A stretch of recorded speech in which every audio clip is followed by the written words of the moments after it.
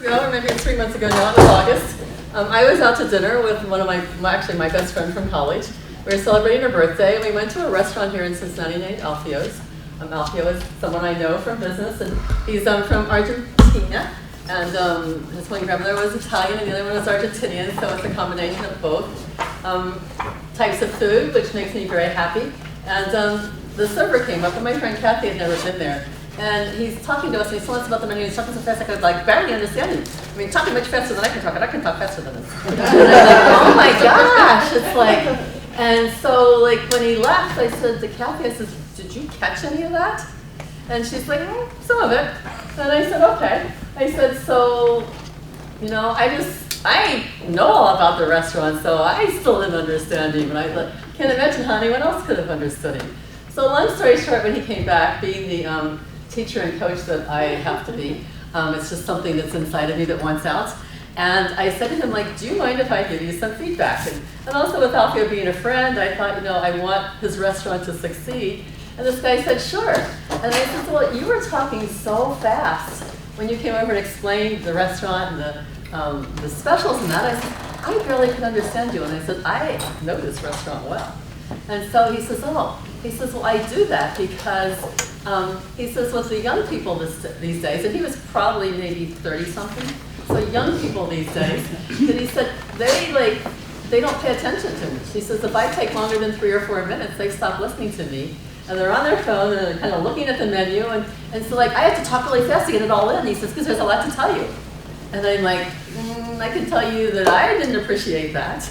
And so Kathy and I had this discussion about it. And I said, well, isn't this appropriate? I said, because this is my presentation, what my presentation is about. At the Rotary Conference, this is a great story to share because, I mean, from my perspective, he was wrong because he was talking too fast. But if he's talking, you know, from the younger people's perspectives that feel that way, it was correct. You know, and this is everyday life. We live with this every day. And so we have these challenges built in us because of this. So that's what today is about. And I'm going to talk about these challenges that we have and what we can do about it. And until my clicker works, I'm going to have to manually move this thing. So it's funny because we were talking about yesterday. Somebody was doing things for us. One of the things that, this is my business. I do presentations mostly about people for a living. And I like to say, because if we don't start with ourselves and change our own minds, we're never going to affect anybody else. So I know all of you, I had some people walk in the room yesterday and they're like, this isn't going to teach me anything. And I'm like, okay, let me try. But I mean, you know, how many of you have been through this type of presentation about multi-generations before?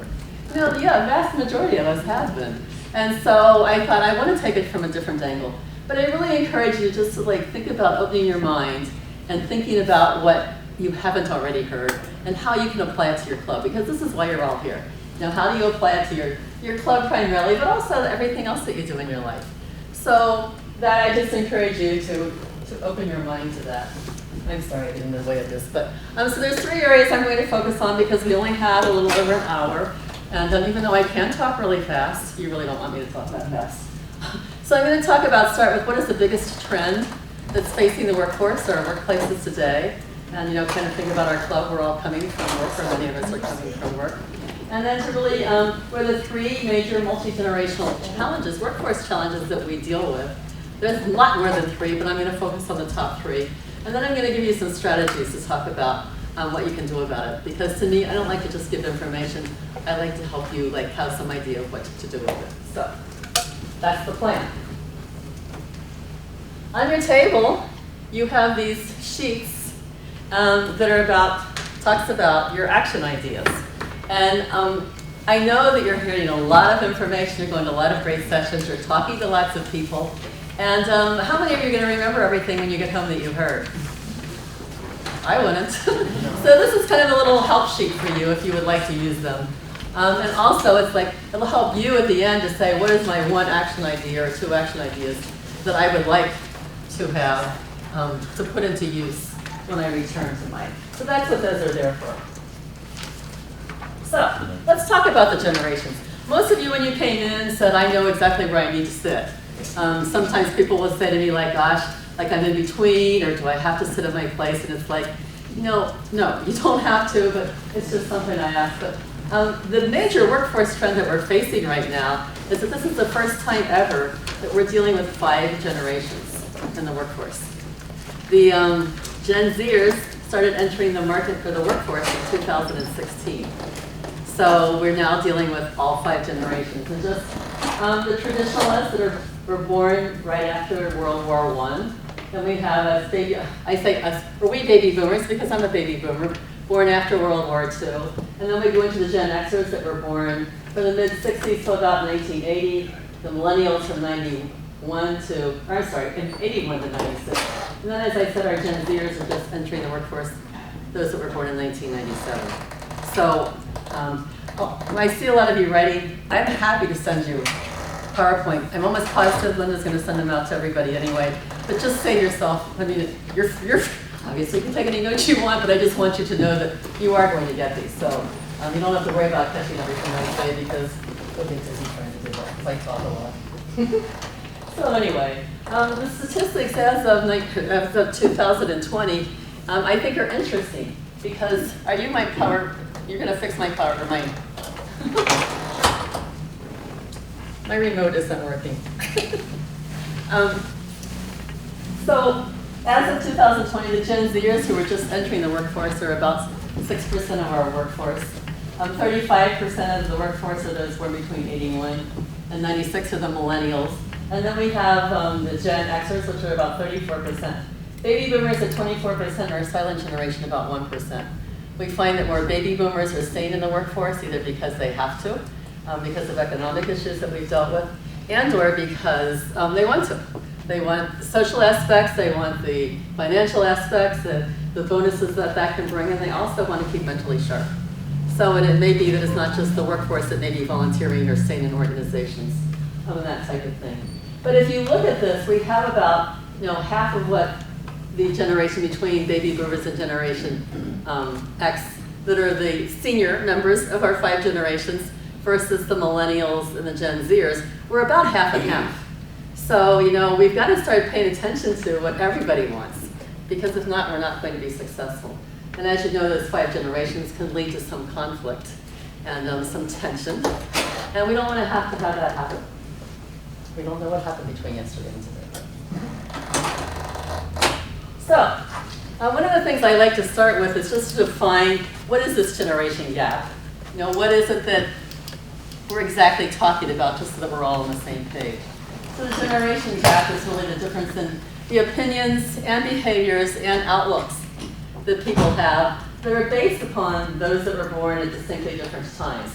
Now, I think that's an interesting statement, distinctly different times, because, who decides, this is where it's cut off? And how many of you said to me, I'm a tweener? It's great. So, I mean, how do we even decide who belongs to what group in the first place, I think is an interesting question. But somebody decided. But because each generation grows up in a different context, and so therefore may have different expectations. So that's kind of what we're talking about, where the challenge comes from, is because we have different backgrounds. So I'm just going to kind of quickly go through these, just to give you an idea of background for, you may not be familiar with what everyone has dealt with. And this one to me is because my dad was a traditionalist. The story that I always remember that he told me, that still touches me very much, is because his father lost his business during the Depression, had a heating and air conditioning business. And so therefore they lost their house. And Dad would talk about when they left that his mother loved the house. They had kind of designed it and built it, and it was a really nice house. And that his mother, my grandmother, would just collapse. She could not move and was screaming and kicking, and my grandfather had to carry her out of the house. And that they lived in a house that his uncle gave to them to live in. So kind of living with that, I can't support my family, I can't take care of it, really strongly affected my dad, and it also affected me to hear that story, to think about, putting myself in my father's place and seeing that when you're a child and how that would have impacted you. Had to have been tough. But we're all affected by different things. And then we have the baby boomers, the big things I think for this generation are Vietnam and Kent State.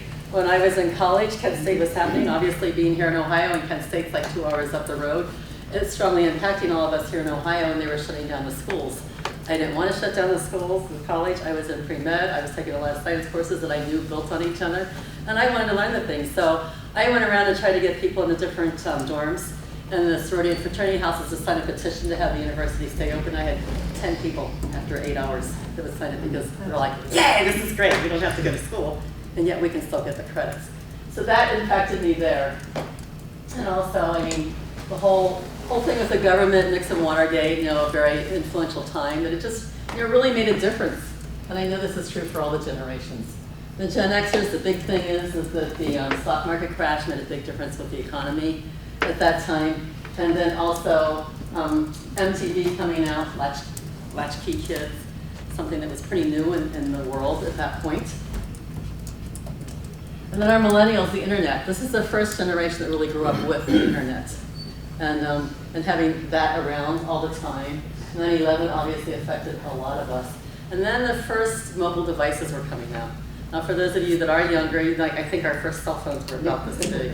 Bag. I remember you had a bag, yeah, we had a carry bag for them. And I kind of chuckle now. And then Gen Z, Google, I don't know what I'd do without Google in my life, so I'm very grateful that it's there. But the big things, the 24-hour news cycles, the activism, and having strong opinions and acting on them, and then also the Me Too generation. So I think that's part of it, that's a big thing. And then our last generation, Gen Z. I think the other thing with Gen Z is that they were the first ones that actually grew up with technology. I mean, I think some of these babies must have been born with these things in their hands. I mean, I can go out, especially as my husband and I are walking our dog at the park in the morning. I mean, you see these babies in strollers, and they've got an iPad or a pad in their hands, and I'm like, oh my gosh, it's like can they even read yet? But they say no, that they don't have to read, that they just use images. So I find that kind of interesting. So this just kind of gives us some background onto how we're affected by the different things that happen in our life, and we are all affected by them. And I don't think it's limited to a generation that's that way. So that's a good thing. So. I want you to think about the statement that's up there and say to yourself, do I believe this is true, or do I think this is possibly a myth? And so there's a study by Hay House Consulting Group, huge global consulting firm that I've done some work for a long time ago. But they analyzed data from 5 million employees across the world. Now, 5 million employees is a big data set. We see so many surveys and we're told so many things. We were just talking about the studies before that you can pick and choose, but I think if you have 5 million, that's a pretty nice data set. But it's saying that the differences really reflect the stage of development of the employees versus their generation. And that they really think that it's more due to their age and the career stage than it is the generation. And so therefore, if you have a baby boomer that is in their 60s and they maybe have 20 years of management experience versus someone who's in their 20s, who obviously doesn't have that kind of experience, you're likely to have many differences as to how they approach things versus it being a generational situation. So, how many think this is true? Okay, a few. And how many of you think it's a myth? Okay, so I don't know if I think it's a myth, but I think it's kind of a combination of both. Because you can make the case that, I've been working for 40 years. In the beginning of my career, I was at that same place where Sure, someone just entering the force. Yeah, so it's like cyclical. So, but there's also, they are affected by their environment and technology and what's happening out in the world. So I just think it's a combination of both. I don't think it's one or the other. Well, you're like ding, ding, ding, ding, ding, ding, ding, because I think that too. Yeah. And I mean, this was interesting for me. I haven't done a presentation on generational differences in quite a while. Is it working? I couldn't get it to work without Please? stuff in the PowerPoint. Oh, you can't get it to, okay, well, I'll just do it manually. Sorry. Thank you. Will it work the next time? Yeah, we can come back in. Okay, perfect. Thank you. I hadn't done this in a long time, so I decided I better do some more research because I'm a scientist by degree, so I have to do research on everything. And so I'm doing my research on this presentation, and I came across this article. It was like, fact or fiction. I'm like, whoa. And so then it's like, they referenced 5 more articles, which referenced each 2 or 3 more. So within a week, I had read over 20 articles that was talking about you know, maybe this is something that somebody came up with, decided it was true, like we were talking about the studies about what causes heart disease, it isn't truly cholesterol, and I'm like, wow, so this is like a different way to look at it. And I think it's not even just these two things, I think there's so many more that it can be. But, you know, we've been kind of taught that this is the way things are. And it's like, well, if someone taught us this, like, there must be some truth to it. So, anyway, that's the way it is. So but as I said, this doesn't describe everything. It's not just age or stage or that type of thing. So, what other kind of factors you mentioned? A couple, like, Well, the environment you grow up in. right, the environment you grew up Cultural, Please. things. in. Yeah, environmental. Any others? Anybody have any other inputs as to what you think can make a difference? I think how quickly people, you know, I didn't grow up with computers always, right? Like, it was a big thing to go to the encyclopedias. I think how you get your information matters. I think that affects your decision making and how quickly you expect things to happen, what your expectations are. I mean, you view the world through your own prism, right? So if you've always grown up with kind of that instant gratification, you go to the computer, you do those things. Yeah, I think it just trains your brain a little bit differently. And I agree. I don't think it's bad. I just think it's just a different way to look at it. My husband really resists because anything I had a question, I just go, okay, Google, and I, you know, and plus I can talk it into my phone. He's like, oh my gosh, like again? And I'm like, yes, it's so simple. It's like right there. But it's like, and he resisted for a really long time. If he had a choice, he would say he doesn't want technology. He's lying because he loves looking at his phone every morning to read all about his airplane things because he's a pilot for a hobby. And the different things, and so, but it's like, and now it's like when I'm not around or he thinks I'm not listening, he'll go like, Google, like something like that. And I said, cut. Yes, sir. Now, I think that your last slide a minute ago, I agree with you that there are cultural things or the environment you grow up in, but I think that's all laid on top of what is basically inherent in your generation. Correct. And the studies we've seen in our hiring practices and what have you, there seems to be that underlying, though somebody may come in and have been in an environment, but there is an underlying generational effect. Right, I think we're saying it's not an either or, it's an and. Right. So I agree. I mean, it's like, it has that context, but as you said, it also depends upon what generation were our own parents. You know, or were there other generations living in the house with us when we were growing up, and different things. Or, you know, so I think all of those factors. But, you know, it's the majority of differences are really driven by the fact that each person is a unique personality or a unique person.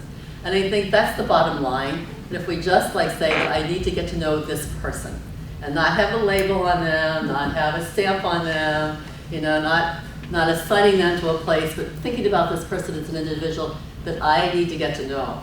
And like if I'm having a problem with somebody because I'm thinking like, oh, they're too young, they're driving me crazy, or like, you know, it's all about them, or it's like, you know, they want to hear feedback every day, 10 times a day, and I'm like, I don't have time to do this every day. You know, and that it's like, that's my problem. It's not the person I'm dealing with problem. And I think that's the part that we forget. And so that was why I have that in here, that it's just to kind of like shake up your thinking. So this is my dad. Unfortunately, I lost dad last year at 101. But I added this slide last night after some input from yesterday that even expanded my thinking, and you know, the things you were talking about. But some of the things that came up yesterday were about culture. Like a woman that was from the Philippines said that I grew up in a very different culture. When I was growing up in the Philippines and moved here to the States, and she said the biggest difference was that, you know, how we respect our parents and our grandparents or our elders. And she says when I moved to the United States, she says I was shocked when I would go over to visit some of my friends. Some people talked about religious things that were brought up and how we're taught different things. Geographical, depending upon what part of not just our country we may have grown up in, but in the world. And we were talking about the differences between the North and the South, and versus East and West, and how there's so many different things. And I was talking to one person last night at the hospitality suite last night, and she said, I grew up in the Midwest, and she says, I love being back here. And she said, but she now lives in California. And she says, like, I would never think of going to someone's home for dinner without taking something as a gift. And she says, but nobody that I live with ever brings anything as a gift. And she says, and they think I'm the weird person when I bring something. And that's, I mean, just these little differences that we forget about. And I mean, so I think the other part that someone, again, was talking to me last night is that you made me think about that I am treating the person in my club who is the same age as my grandchildren, like, she's my grandchild. And he said, like, they're probably thinking that I'm patronizing. Or that, I'm like acting like they aren't smart enough or something like that. So there's so many different factors. And I don't think if we stayed here all week, we could possibly cover all the different factors that are going into who we all are. And so that's where I think that I really like the idea of the myth, sort of generational differences being the only thing that I think, and that's the way I was taught, that it was the end all be all into doing that, so. In my hometown, one of the questions, when you met someone, you said, what church do you go to? That was usually the first question that was asked. Right. Here in Cincinnati, we have to go to high school. We don't talk about university here in Cincinnati, it's high school. Because the high schools are really into the sports, especially football. So that makes a big difference as to which high school you go to. But there's so many factors, and like I said, we could just go on and on and on. So I don't want to belabor that, but so what do you think about this one? That the individual differences within a generation are probably larger than the fact between generations. Do you think this is true or not? I think it's true. I do too. Because I think if one generation teaches you their values and you'll incorporate that, but if you don't have a two-family household or something, or you're not taught that, whatever influence you have in that generation is going to affect you. But I've lived 9 places or 10 places in the United States. What I found generally over my lifetime was that you have some people that are that are similar in all ways. It's just they're in your different part of the country, but when you go to a different part of the country, it's just a nuance with that culture.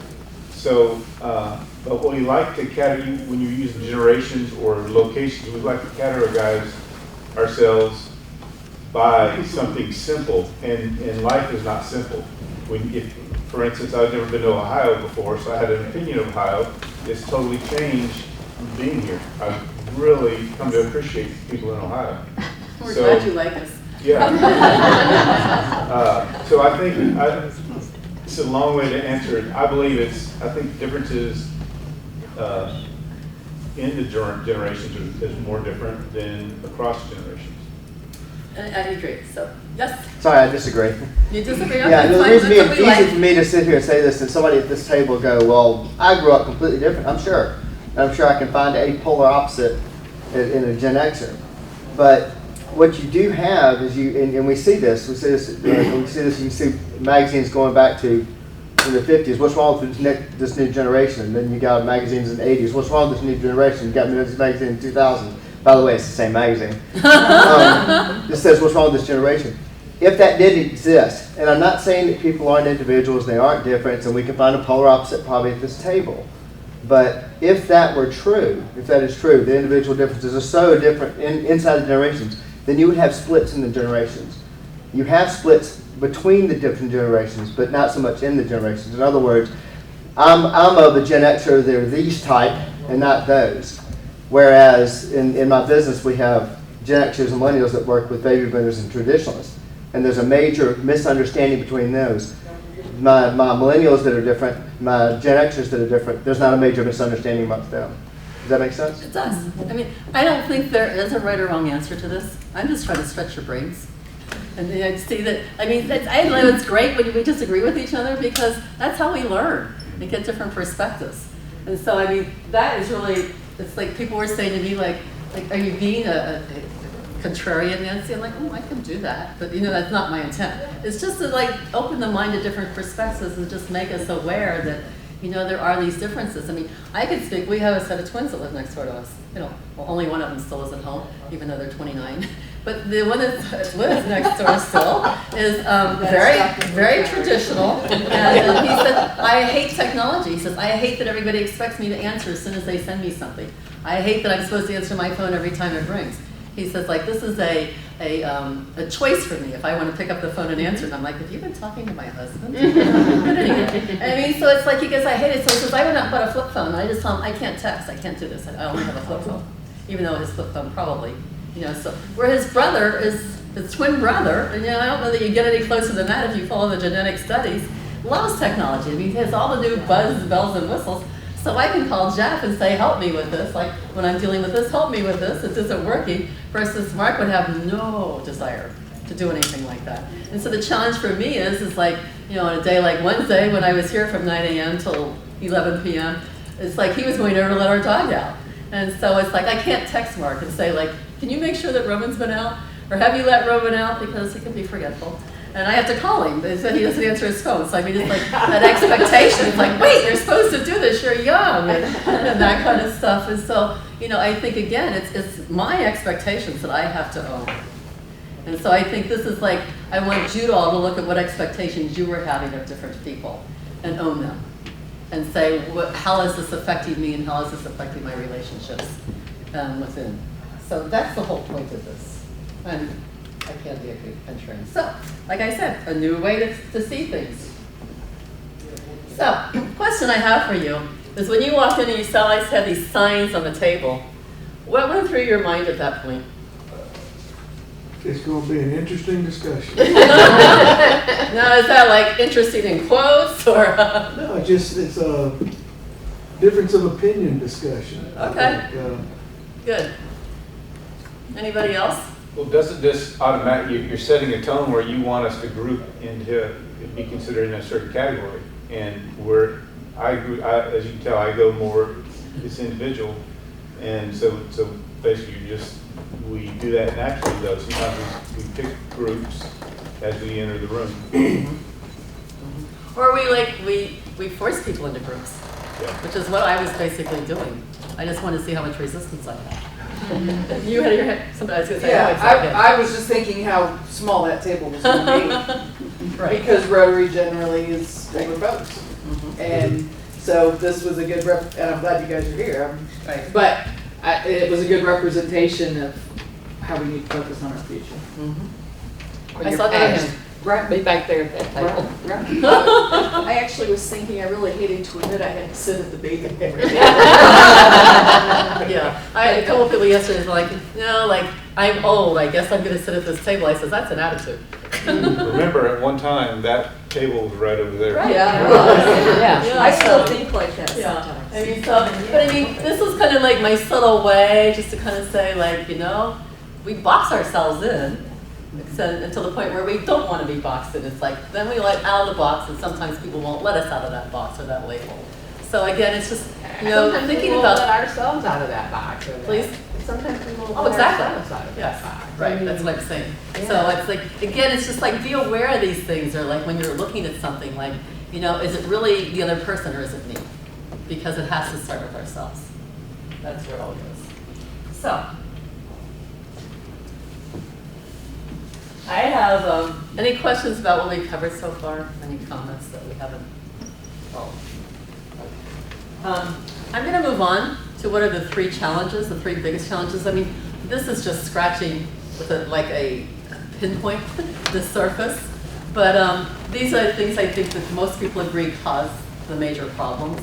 And so it's the negative stereotypes, it's the communication that we have, or the challenges that we have with communication, and it's the differences in work styles. And again, that is probably because that's the way it was when we were doing things. I mean, I know like what I resented so much when I first entered the workforce was the autocratic management styles. And I was bound and determined I was going to change that. So that's why I ended up doing what I'm doing now. So what are we to do? So I would like you, one of the reasons I sat your tables, I also had this exercise I want you to do. And I would like you to discuss what are the generalizations you have with the different generations, especially if you're an older generation, the younger versus the older. And then to talk about what is one generalization or caricature of your own generation that you really like? And what's one that you don't like that other people make of you or other generationals make of you? Understand? So you're just going to kind of share what are the frustrations you have with some of the different generations. But I want you to end up with, what do people say about us? And what do we like about what they say about us, and what don't we like that they say about us? And I'm going to have each table report out, so if you'd like to pick who's ever going to make to share. and then to pick whatever you want them to share, like what is the one thing that you really like and what is the one thing you don't like. So who wants to go first? It's harder for Well, I think us Mark is prepared. Mark is prepared, okay. Mark, you've been nominated. Good job. Okay, Try for it, because that's what We, we're actually, this is my notes for this, but, So, we didn't get every generation, but the two we talked about is there was kind of a mixed bag on baby boomers. Some things they were proud of, and then at the same time, not proud of. Hardworking is a trait that they thought that boomers were, and that's good and bad. That means that led to some of the issues that we had is maybe they worked too hard, they had two families working, mom wasn't at home maybe, and so we created helicopter parents that organize their kids and activities. So hardworking is one area we thought, and then the others, it's the traditional they put on millennials is that they're, I don't think lazy is a fair term, they like immediate satisfaction and I think also like the experience versus saving and doing some of the work. Any other thoughts? Okay. Okay, thank you. Who wants to go next? Don't all jump at once. We should probably go. Okay, the other baby boomers, great, thank you. So we came up with exactly what we liked best was that we were hardworking. Isn't that interesting? Yeah. Wow. So we hadn't come up with what we didn't like. Well, it's more like what other people say about you that we don't like what they say about us. So, yeah. Perfect, thank you. All right, shall we go with the Gen Xers next? Go ahead, Garrett. Well, the one thing that I don't know if we agreed on the pro, but I know as far as the con is concerned, what you were saying a minute ago about the lack of work-life balance. So, but the independent thinking and dedicated to doing a job, you know, that's something that's a trait of our that we seem to be proud of. Okay, perfect, thank you. And ladies? So for what we do like, we're quick, we're doers, we're innovative, and hopefully solution oriented. Okay. And for dislike, Oh, I like this. we agree that we think we're perfect and we have nothing, but for weaknesses, what other people say about our generation is that we're due to the independent nature that we don't stick with teamwork and that millennials really don't stay in a job for very long because they are innovative and want to move along. Okay, perfect. And something I can share that maybe you may have noticed, she had all of her notes in her phone versus writing them down on papers. I was just thinking There's the another- same thing. I know exactly. There's another difference. It's like, yeah, it's like, you know, using your phone, it's like to keep things. I text myself things that I want to remember to do for my do list. So Nancy, one thing that Garrett came up with, which I'd never thought about this, and this was such a good thing, you know, Generation Xers, you started working at a young age, right? Because you had your baby boomer parents that were working hard, oftentimes two people, and so we started working, and now kids are doing public service hours in high school. And so that's such a good thing because that is such a natural thing for them to do because they started doing that, and hence the always working causes some work-life balance issues. Interesting. Yeah. That's what I said. I thought it was a really good point that he said. No, I love, it's like, I hate to cut off these discussions because to me that's where most of, I mean, you're learning some stuff from me, I hope. That's the intention. But you're learning from each other is really what's the most valuable. So we're going to do more of this. Okay. So the first one we're going to talk about are these negative stereotypes, which is what we just did. And this by far I think is the major problem that we deal with as far as being taught about the generations. I think there's such a value, as we've already talked about with the generations, but it's this negative stereotyping that makes such a difference. And so, you know, we've all heard these same things, that you know, they're too conservative or too traditional, autocratic, don't know how to use technology. I don't think there's anybody in this room that doesn't have a cell phone or a computer, especially a laptop.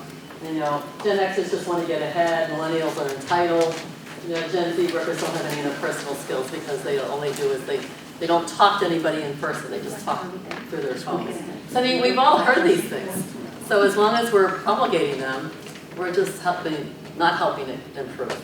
So the whole idea of it is just to stop, when you find yourself doing one of those things, thinking about it or talking about it, is to catch yourself. And if somebody else is in your club here that has been through here and you're catching them, I think, just kind of like, hey, remember what we learned up there?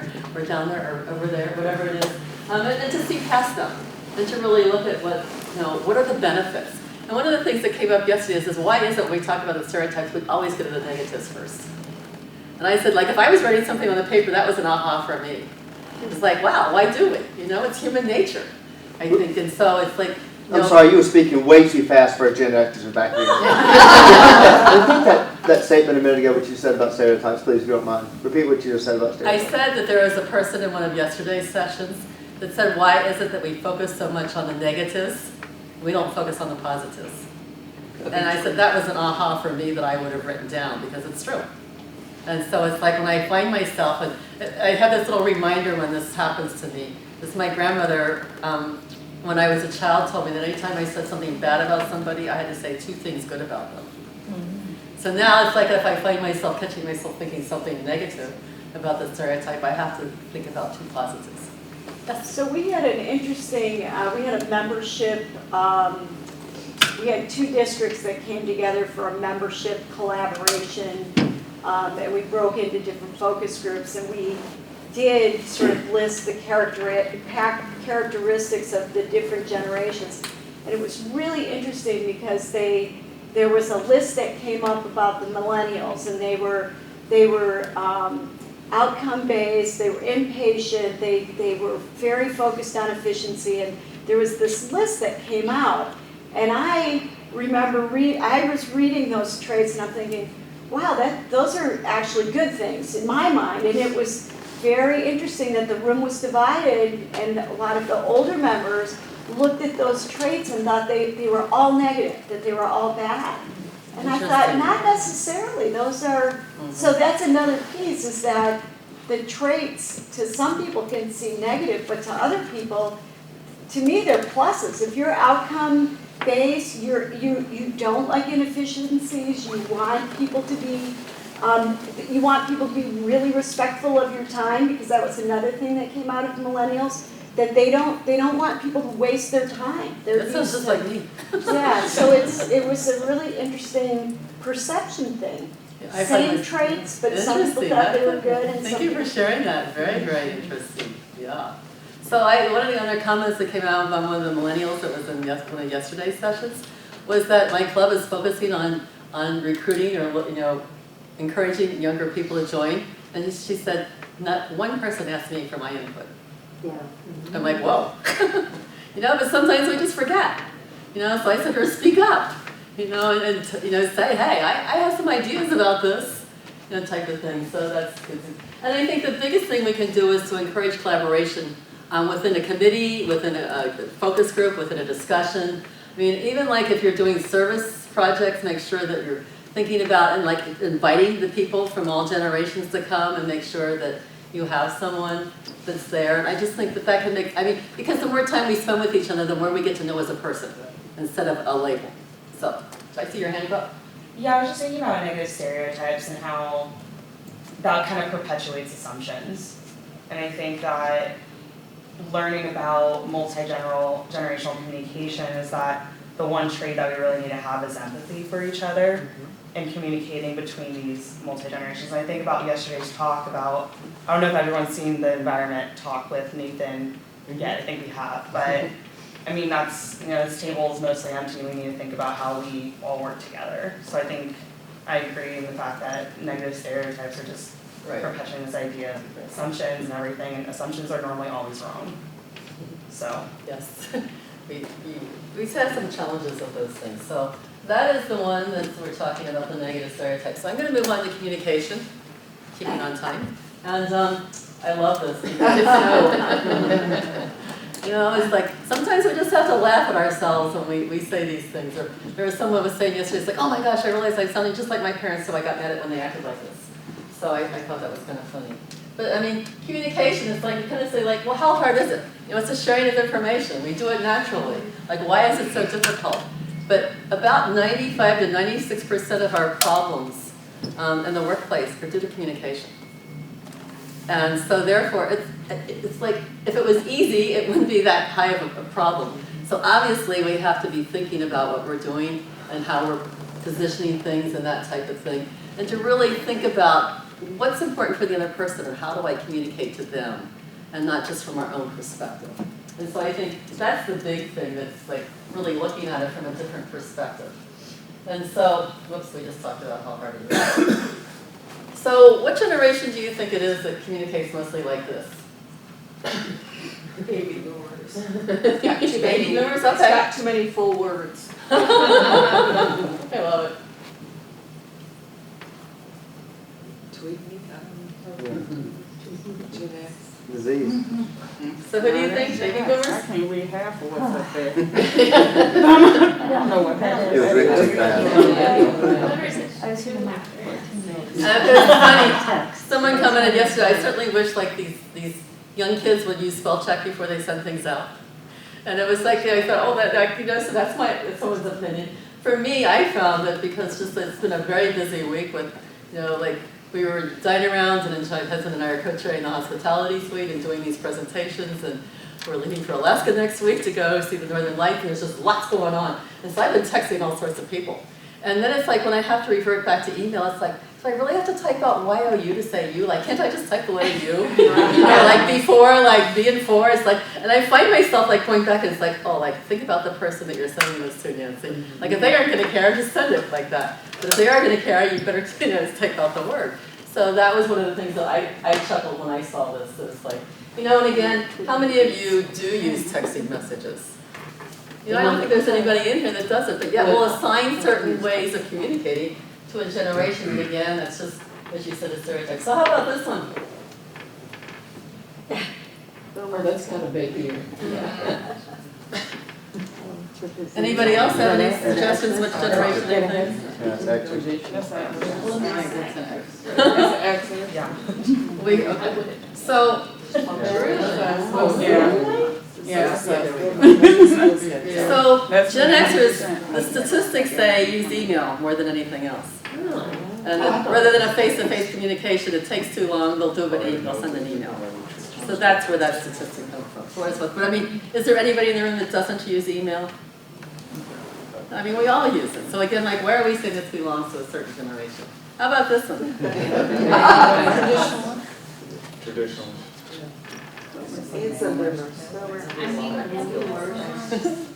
How many of you write personal notes to people? Yeah. So, yeah, we all do. So it's like, again, this is like one of the things, you're going to laugh when you see this. And I handwrite them. Yeah. Nothing against handwritten. I mean, it's like, we had one of the millennials in yesterday's session, it's like, I do know how to write cursive. I want you all to know I know how to write cursive. And it's just funny. It's like, it's not that they don't know how to do it, it's just not a preference.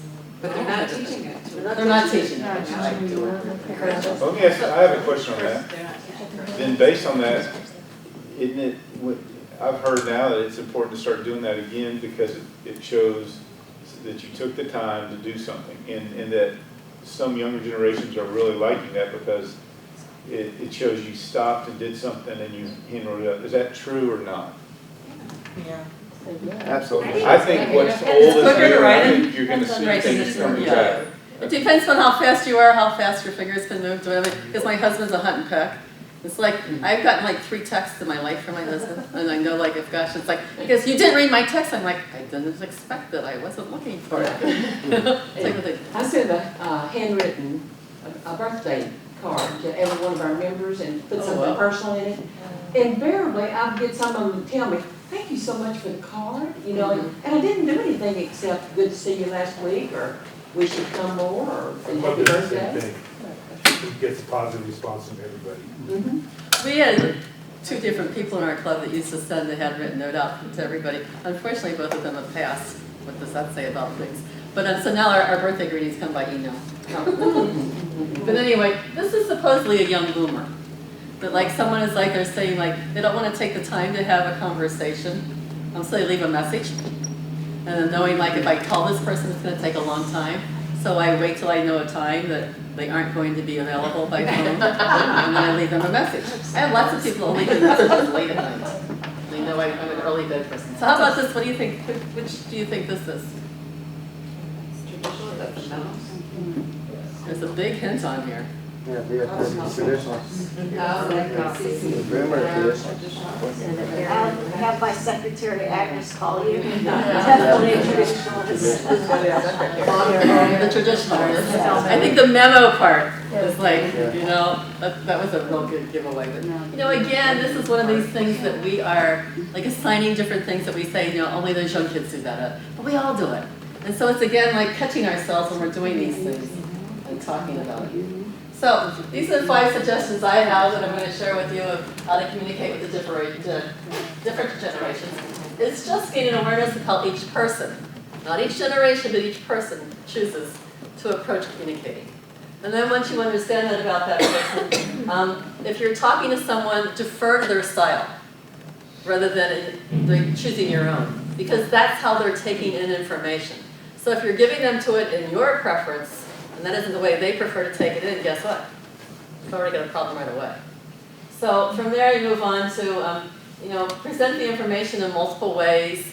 And I know, like all of you that are executive directors or even your presidents, you're so frustrated because you do present it in many ways and people still don't read it.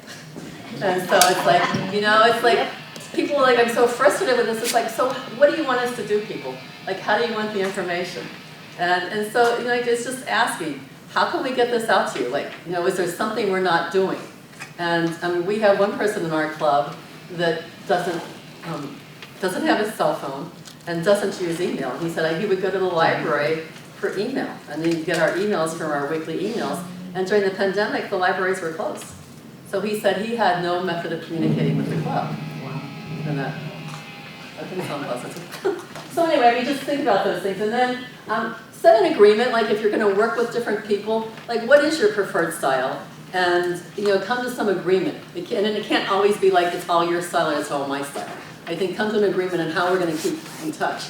And the last part of it is actually have a communication contract when you're working with a group or a team or a committee. Like, you know, maybe we're going to send emails out once a week. Maybe we're going to send texts when things happen, you know, or something like that. But set some kind of agreement that you can say, yeah, that we're both going to do this. This works for all of us. I thought maybe you were going to comment. I have something to say. Yes. I also think it'd be respectful when people tell you that that's how they want to communicate. You know, like I run a business and other committees and I'll go, if you could just send that to me in a calendar invite. Well, I don't know how to do that. So, well, dude, then you're not going to find me on that committee because if it's not in my calendar, it doesn't exist in my world. Like I know I'm supposed to might be somewhere, but my calendar doesn't pop up to tell me you have this committee meeting, you have that committee meeting. And, you know, it was just kind of like very dismissive for somebody to just be like, well, I just don't know how to do that. So you just need to figure it out. Why don't you just put it in right now? I said, because I'm driving down the street. You know, like, you don't want me to text and drive. So, you know, I think also just kind of be respectful.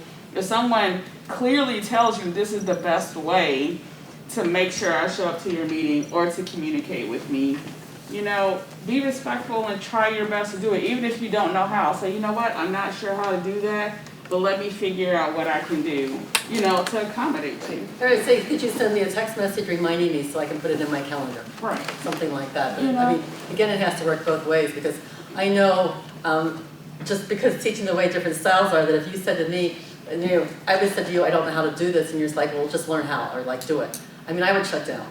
Yeah.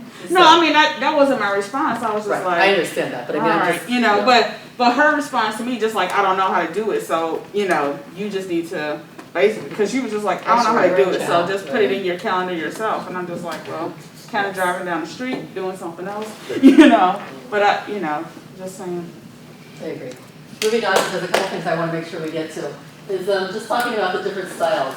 I mean, if you think about long work hours, you know, the older the person is, the more likely they're going to align with long work hours. Flexible hours, you know, are coming much more into vogue, especially with what we've been through with the pandemic. You know, I think lots of things are going to change as far as remote work. Interesting story, like should they be paid less to work from home? As it was on the news or what I was listening to this morning. You know, working individually on a project. Statistics say that our millennials and our Gen Zers have grown up from like kindergarten through college, if they've gone to college, and teens. It's just the way that things were put in school. And they're used to working in teams. And not all of us may be as comfortable with that.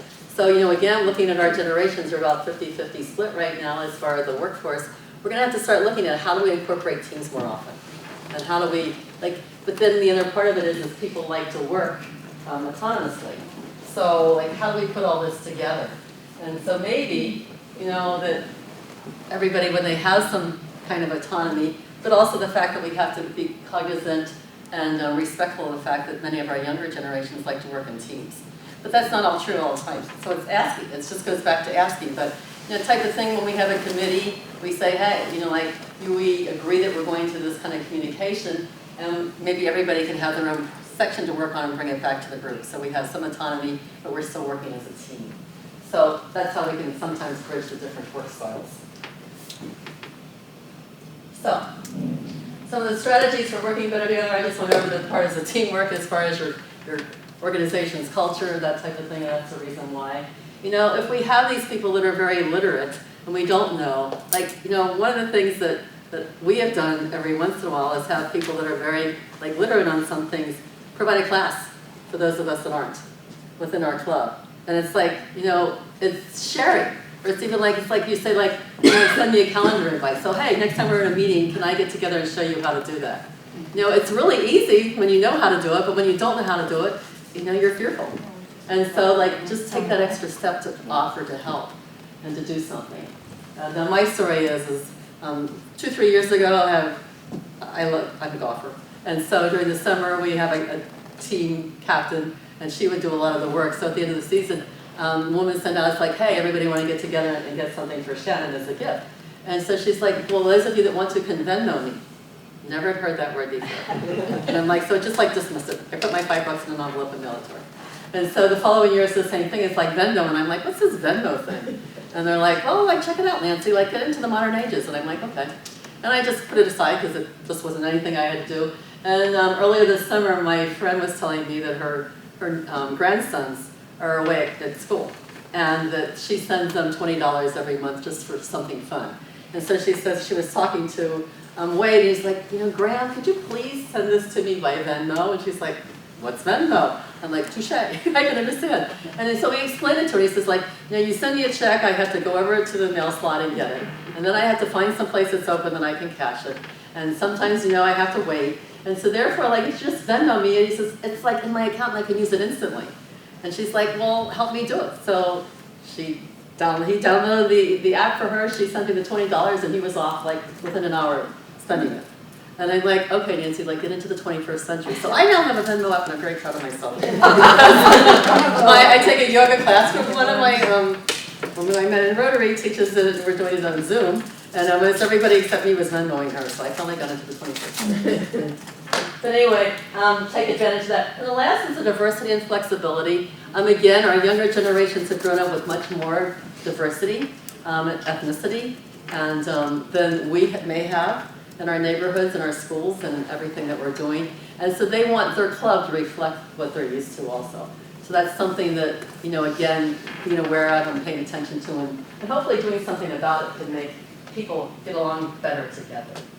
So, what I'd like you to do is to take about 5 minutes, and whether you all want to do this as a big group or break into a smaller group, what are some of the strategies that your club has employed to help get past the negative stereotypes and or the communication problems and or the work style preferences, to kind of bridge these gaps that we talk about that we deal with.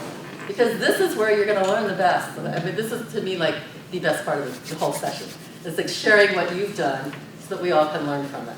And you don't have to stay at the same table. We've got extra tables if you want to move into smaller groups. If you want to incorporate a different generation with you, it's all your choice. Who wants to start? I was thinking small. Perfect, thank you. One of the things our club did, we do not do weekly newsletters.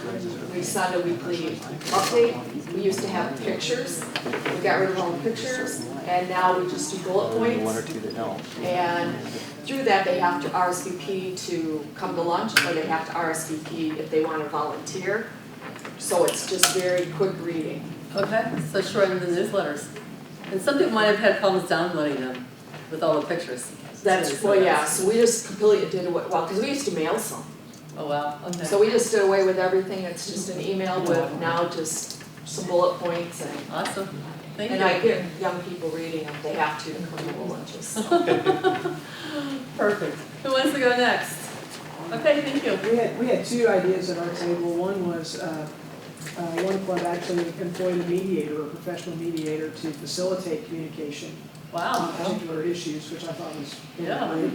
And the other thing that we talked about was trying to communicate something in as many different ways as possible. I think you touched on this. I think it's really important that I know our club, we have hard copies of our newsletter on the table, we have emails, and now we have texting as well. And we're getting a really positive response from the texting especially.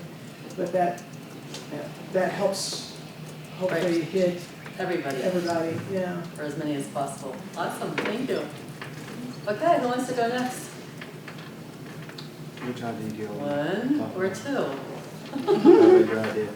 Well, we did, at our club in Ann Arbor, I'm sorry, we did, in our club in Ann Arbor, we did basically a focus group where we took our under 40s and asked them very specific questions. You know, what do we need to change about the club? Where do you find value in the club? And, you know, things of that nature. And so we walked away with, and we touched on this here at this table, that they want more service, for instance. And so someone here at this table, they're exploring the idea of doing one meeting a week or a month, which would be a service project. Awesome, wow. And what we have to find in our club is finding, for them to have a sense of value for their dues. So they do want service. So I'm sorry I interrupted the. Is that good with all of you? Okay, it's up to you all. Okay, we'll tag off that as we agree with that, is you need to have a mix of quick service, discrete projects and a longer term, because it's not always just about which group you're in, it's personality type. Some people want a discrete, quick project where you do it a weekend, a day, and then move on. Some people want that longer term and planning when you have to have a committee that does it for months and months.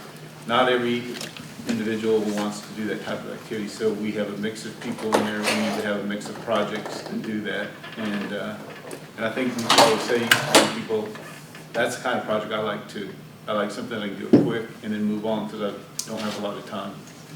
And the other thing we had was, we talked about the scholarships, and they can be done different ways. They can be done with a reduced due structure, or we do it where we pay it. Anyway, it can be done in many different ways, so don't just pick one way to do a young professional type group in an area. Talk to your people and find maybe 2 or 3 different ways. Awesome, thank you. We did a survey, a whole membership survey 2 years ago in our club. And we asked some of the similar questions you were asking, Mike, and had a lot of really valuable feedback that we're still acting on. We put some things into play right away, and they're still working on those things, and lots of good feedback. So I know it takes a lot of time.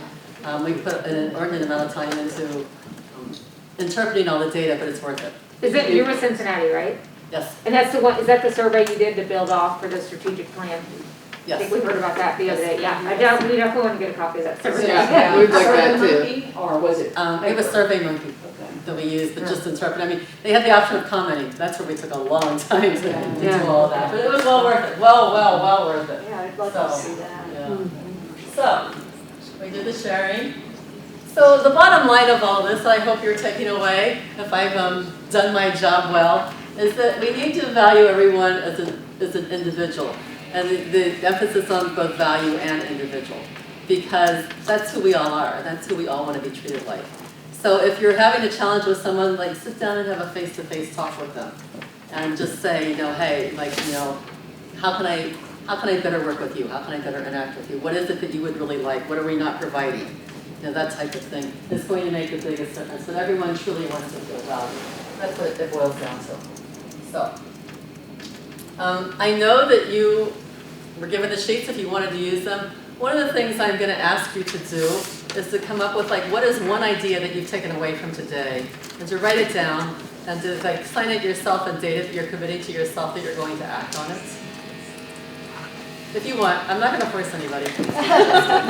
But I just find that, it's great to get all this information, but if you don't put it into action, you wasted your time and your money being here. And so I just like you to think about, what is one thing that really caught my attention that I want to focus on? You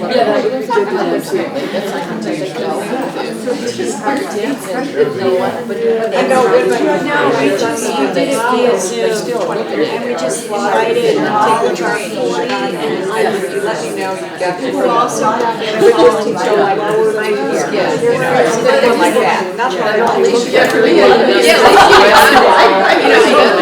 they already know, and that's but that was another thing we wanted to find out was, how did the dues affect? Okay, so if you bring down your idea, And, we're gonna take this one step further. And I would like you to turn to someone that is next to you or someone that's in the room, preferably someone that's not in your club, and then you're going to tell this person what you're committing to do. And they're going to help you make sure that you do it. So what I want you to do as a commitment partner is commit that you're going to keep in touch with this person, share what is your preferred way of doing so, and then you're going to share your contact information. So if you have a business card, that's important. And agree who's going to make the first contact. And then once you have your first contact, you can decide how long you want to keep in touch. I suggest at least 3 months, because it takes some time to do that. And so if you're willing to do this, I encourage you to talk to somebody. I just actually met someone out in the hallway this morning before this session to go, this is the best thing that I'm taking away from here, because we've had such great discussions already. That these two gentlemen were talking about that we're so excited about it, that we're doing this. So, talk to somebody if you want to make it three of you want to involve in a conversation, but just ask somebody, because when you start that conversation, you're going to keep in touch and you're going to learn so much from each other. And it's just so valuable. Everybody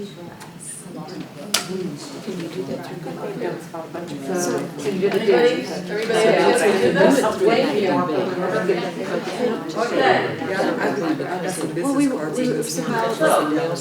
What I'd like to do, we have about 5 minutes left. I'd like it if those of you that are willing to share, what is your idea that you wrote down that you're going to do? Anybody willing to share? Sure. Thank you. We want to do the under 40 focus group that Lori suggested, and so we were just asking her about how she did it and everything. Awesome. So you have all three conversations. You can have all three of you involved. And apparently we keep jumping the gun, and we thought that was what we were supposed to be doing, so sorry if we keep interrupting. No, hey, as long as, I want this to be about you all and being valuable for you. I don't care what order it's done in. I just want it done. Yes. Well, one of the things our under 40 group suggested last spring was that one meeting a month, we have small table discussions instead of a speaker. Well, the program committee is just like off doing their, scheduling, and I'm already 3 months in and like, wait a minute, I need to make this happen. So I've got to get a hold of the program committee and try to reserve some dates so that we can have some of these conversations and follow through on one of the things that they offered during that. Awesome. Building on that, we do on the 5th Thursday of the month, which is about quarterly, because we meet on Thursdays, we do a different time rather than lunch. So we've had both breakfast and evening hours for those events. And so again, not everybody can make lunch. And that was something that came out of our survey that we put into, so something else to think about. We even named ours real trendy. We're the 77 Club, so we call it Club 77. We do it from 4 to 5:30 the first Thursday every month. When we traveled, there was one of the places in Florida did a cocktail hours on their the fourth week of the month, and I said, I like this idea. Another thing that we've done, we're in the same club, is because we were just talking about programs, so we call it Know Me Better. And so what we do, it's instead of a speaker, so when everybody comes in, they're assigned a table, so it's really mixing people up. You don't know where you're going to be. And you have that right there is that is pulling a few people's chains. We do, it does. Let me tell you. And we have a table facilitator with facilitated questions, and everybody goes around and answers these questions, and it helps everybody get to know everybody a lot better, What's something about you nobody knows, So it's just fun stuff like that. And it helps, that bonds people, yeah. Someone that was yesterday, actually, was sitting at Things About wearing gray sweaters. and was saying that they use a software in their club called Like-Minded.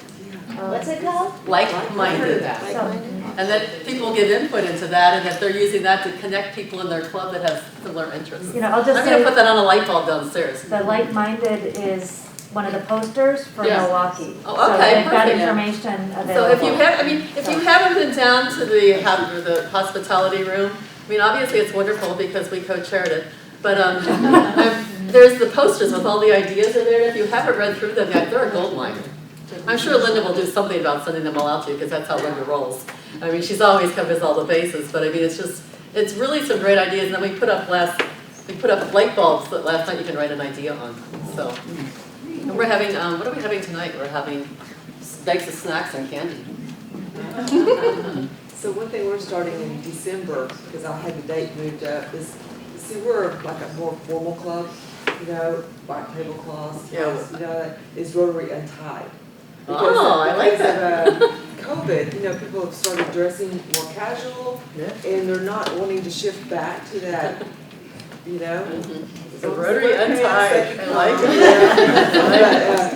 And we're just gonna, like, have a tie cut, you know? Oh, So cool. it's gonna be casual wear.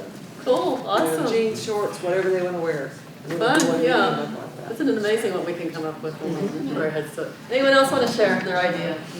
Something really simple, but when we were talking about text and all the, I send my daughter and, you know, say something to her, she says K, and I'll reach out back out to her, what, you don't have time to type an O? You know, or she'll come back with Word. So rather than reaching out to her, I look it up first, because I don't want to feel like, and it just means truth. But who knew? I typed truth myself, or true, and she says Word with an exclamation mark. So we have younger members that type back that way. So trying to be, right, you know, but I learned a lot. Someone said that she sent her daughter sent her something, and she wrote back okay and put a period after it. And she came back and says, Mom, why are you mad at me? And she's like, I'm not mad at you. She says, but you put a period at the end of that. That means you're mad. so you put it in caps. Yeah, you're mad when you put it in caps, you're angry. And another one was, a gentleman said that he put a winking thing, like he sent it back to one of his daughter's friends, and she said, oh, Dad. A lot more to it. So I'm thinking that we need a whole course on what these innuendos mean. Well, that's great. Thank you all very much. Thank you.